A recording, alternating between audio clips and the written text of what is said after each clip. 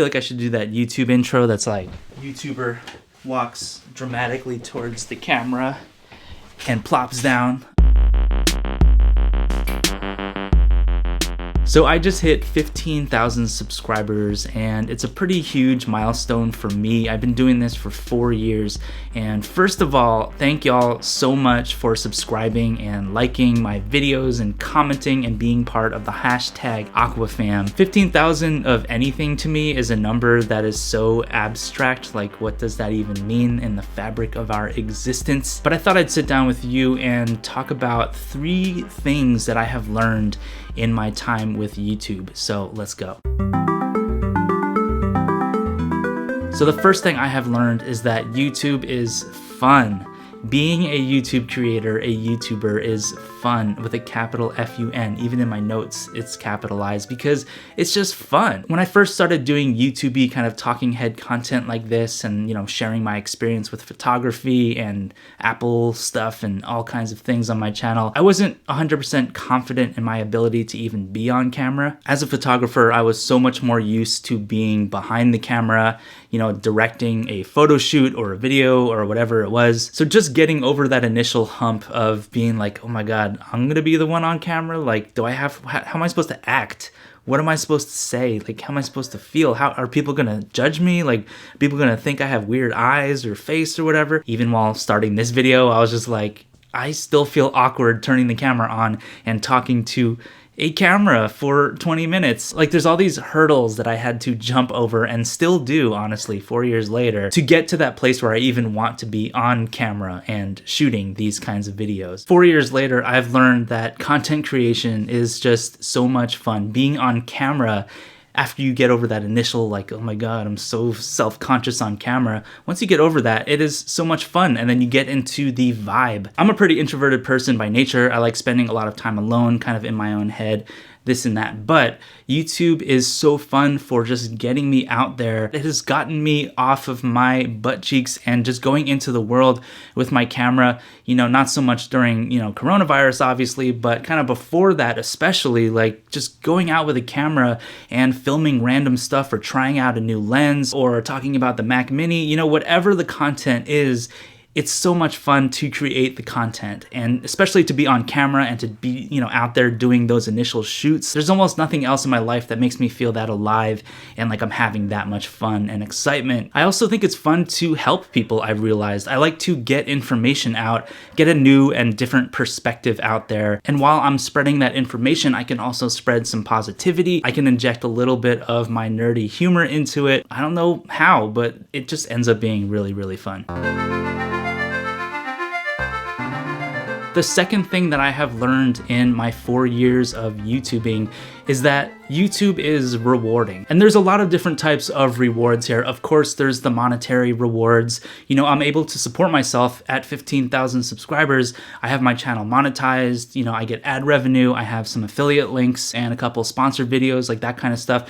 Just adding all that stuff together, I'm able to cover paying my bills, which is really amazing. I can put food on the table, which is also really amazing. All of y'all that have subscribed to me, 15,000, like what? All of y'all that subscribed to me and have pressed that like button and shared my videos and commented, like all of y'all have really contributed to not just my well-being, but adding that sense of community, that rewarding sense of community to me, which I've realized that, yeah, it's nice to, you know, be monetarily rewarded and to not have to work, you know, a quote unquote normal job. Being a YouTuber is far from normal when it comes to any job that I've ever worked personally. But when it comes to YouTube, what I really feel rewarded by is the sense of community and engagement that I feel when I make these videos, and also when I see all of y'all in the comments and liking and sharing and all that stuff, subscribing, of course. It makes me feel warm and fuzzy inside that, you know, the things that I say do matter. The things that I'm interested in also matter to other people, which makes me feel less alone in this world. You know, there's all these kind of positive mental health benefits that I really have unexpectedly felt as a result of being a YouTuber. And that's one thing that I did not expect to even feel when I first even had the thought of like, maybe I should be a YouTuber. Maybe I should get on camera and talk about a camera and a lens or the Mac or whatever. I definitely wasn't thinking, oh yeah, this is definitely going to be something that's going to be a rock for my mental health. But it really has been in a lot of ways. Just feeling that sense of connection with all of y'all, like it means a lot to me. It also feels rewarding to me when I'm making content that seems like it's having a positive impact on the world. Like I've gotten all these comments and messages from people, especially during something as trying as the coronavirus. You know, a lot of people are at home and they need to be entertained. They don't know what to do and that kind of thing. I've been there myself. I kind of am there myself. I've gotten messages like, your videos make me feel like we're hanging out and we're buds. Like that stuff actually means the most to me versus any of the ad revenue and all that other fun stuff. Like that type of connection is priceless. Another huge reward is, you know, I'm teaching everybody as much as I can. I'm helping people with my own knowledge, but I'm also learning a lot from y'all, from the community. Like most recently talking about the Mac Mini M1, which I am obviously obsessed with right now. Like all of my videos have been about the Mac Mini. There's been so many comments where all these people were like, hey, have you tried this for this issue? Or this helped me with my Wi-Fi issue or whatever it is. I've kind of unexpectedly and almost unintentionally created this pretty cool small community around certain things that I'm interested in. And it's bigger than just what I'm interested in. It becomes more of that kind of roundtable discussion where people are genuinely trying to help each other out. And that's another huge reward, just like that feeling of like, we're all here to help each other out. We're all here to give each other a better experience with each other's lives. The third huge thing that I've learned being a YouTuber in the last 4 years is it's challenging. It gets me out of my comfort zone. You know, like I said, I like to spend a lot of time alone and just kind of doing my own thing in my small, comfortable bubble, but it's not, I just said bubble, but I think it's really important to get ourselves out of our comfort zones. And weirdly, YouTube has helped me literally channel some of that energy outside of my comfort zone. Like I said, just going out with my camera and, you know, being around other people pre-coronavirus taught me that it's actually a lot of fun and I should be interacting with people more and I shouldn't just be alone all the time. Like, Ben, you need to get out there and experience life. You know, what's the point of having all this gear and this technology if we're not actually experiencing the world with it, or using it to connect with other people, or using it to share some knowledge and information or positivity with other people? This tech is amazing, but it needs that purpose attached to it. And YouTube for me has helped me find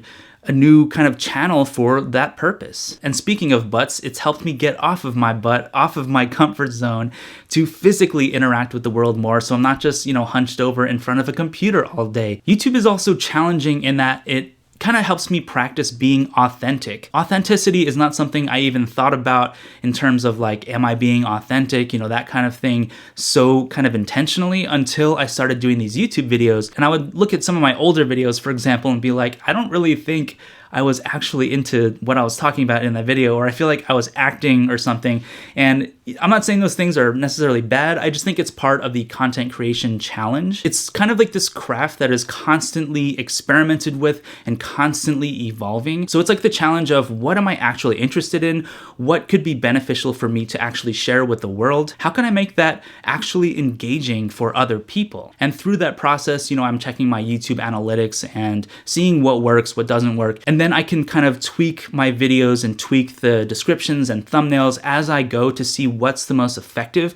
I love that challenge. Even in this video, I'm using a different type of natural lighting setup mixed with artificial light. Like, I'm constantly experimenting with the craft of it. Another huge and kind of strange way and unexpected way that YouTube is very challenging is you have to get thicker skin. I mean, you don't have to do anything in this world, but if you're gonna be a YouTuber and you want your channel to grow, as your channel grows, you will probably get thicker skin, because what happens is, you know, when some of your videos pop off, it's awesome. You'll get more comments, you'll get more views and that kind of stuff, but you'll also get more negativity in the comments. I hate to say it, even for stuff like something like the Mac Mini M1. Like, I've been doing these videos about the issues that I've been experiencing with the Mac Mini M1, and it's caused quite the drama in the comments, really unintentionally. Like, I didn't think people would actually get upset at me for talking about things that I'm experiencing with the Mac Mini M1.